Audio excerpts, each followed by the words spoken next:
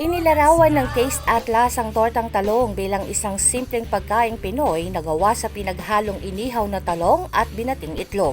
Sa kanilang listahan ng 50 best egg dishes sa mundo ay pumangalawa ang paboritong ulam ng mga Pinoy na ito.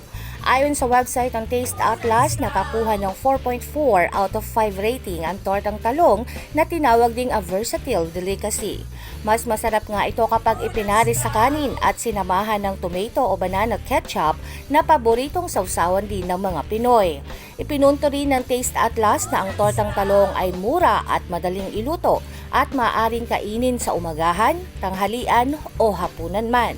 Nagbigay rin ng rekomendasyon ang Taste Atlas kung saan maaaring tikman ang pinakamasarap na tortang talong sa Pilipinas.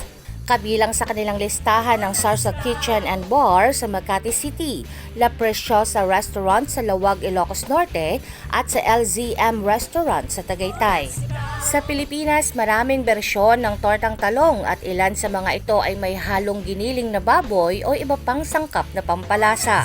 Samantala, ang Ajitsuke Tamago ng Japan na isang itlog na karaniwang isinasama sa ramen ang nanguna sa listahan ng Taste Atlas na may rating na 4.5. Noong nakaraang taon, nakapasok din sa top 100 Filipino food ng Taste Atlas ang tortang talong kung saan ito ay pumwesto sa ika-5. Jovelyn Astrero para sa Balitang Unang Sigaw.